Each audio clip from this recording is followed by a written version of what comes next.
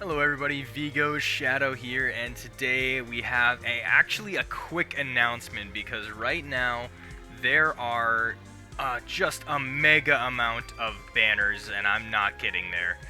We have two free daily summon banners here, one off the Masquerade and the other being on this new character that just dropped. And the new character that just dropped is the Takane Louis. Hawkeye Grand Stage. Now, obviously I'll be going over every single one of these units, including this one as well. These are both like VTubers, I'm assuming, because I know this one's a VTuber for sure. And then we have two Shadow Festival banners that just dropped.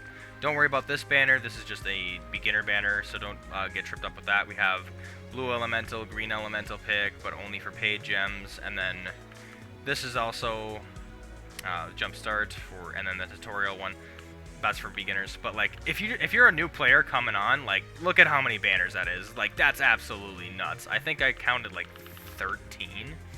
Just crazy, absolutely crazy, at least for a beginner, you know. But yeah, I'll be going over these four specifically, and what I wanted to mention about this is that these are not just like, obviously these are Shadow Festival, so they're in a different tier there.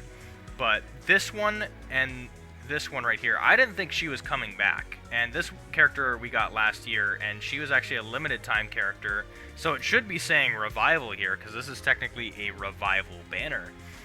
However, I guess it's here again. So you can't even classify these two as event units, because, you know, you got the characters in the regular character pool. Now, these characters won't be going into the regular character pool, because this one's already not, so I'm assuming the same for that. It won't go in. With that being said, yeah, these are of a different category. They're not event, they're not Shadow Festival, they're not regular character pool. So they're going to be, I would just classify it as limited time only characters. And if this one came back, then maybe these both will come back again. I'm not too certain on it. I thought this one was never coming back. But either way, if you're looking for the too long didn't read version of my announcement here, it would be like, especially if you're gonna say, okay, well, which banner should I go for? There's 4 new ones that just popped up, and 2 of them are Shadow Festival.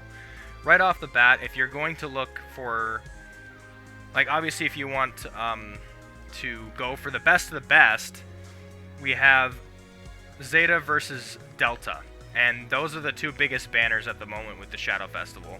Now, the quick answer is Zeta. It's going to be Zeta you're going to want to pull for, because of how much she can do for the team, whereas, like, Delta's good, don't get me wrong, she's got a good amount of damage that she can do.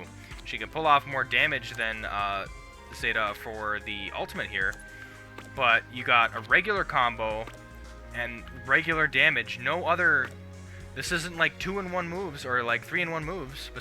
Unless you want to count the all other enemies' damage, but these are just like regular moves, kind of. Besides this one being a little bit more damage on there.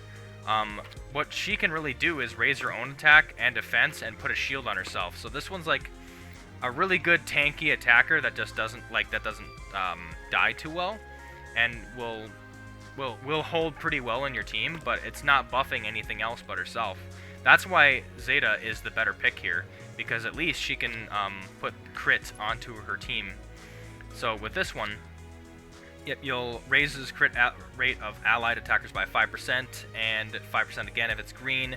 This is every 10 seconds, so you'll probably have a maximum of, let's see here, 40 or 50. So 50% on the last 10 seconds of the wave. Still, 50% crit rate, really, really good. That's why she's a really good unit, so you get more crit rate as you go.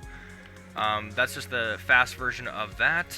So that's why you'd want Zeta over Delta here. Unfortunately, obviously, if you like Delta, not a bad pick. But yeah, all 3 of these are green attacking units, which just narrows down your option. Obviously, if you want to go with the best of the best, you're going with 6th member Zeta for the damage. Not a bad pick here for the Delta, and then I'm not going to go too in-depth with Takane because I'm going to be doing a video on her soon. But I'm just going to say this right now, she is not going to stack up to Zeta. Maybe Delta. I don't know. If I were to take a quick gander at it, she has this new thing called Inflicts Weakness, and that's pretty much like the whole gimmick for her. And then raises the damage received. So she can debuff enemies pretty heavily, and then she gives them weakness. So if we are going to go to the support, and then we are going to go to help, status elements. So we're gonna. This is where you can find all the new status effects. This is what somebody told me one time. So we can go ahead and look in what exactly the weakness is going to be for the debuff, and see if that's even worth it.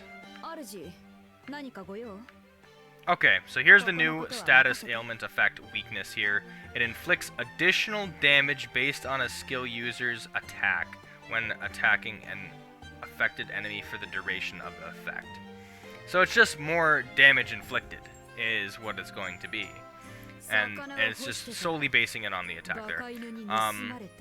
I wouldn't say it's bad at all. So it kind of torn between Takane. If you're kind of torn between Takane or Delta, I guess. I mean, which one's better in that sense? I can't give you a for sure answer until I do those videos.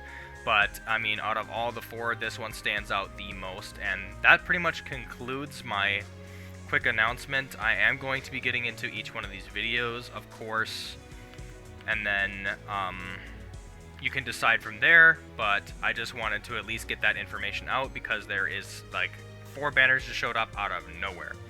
Anyway, that's it. Vigo, signing off.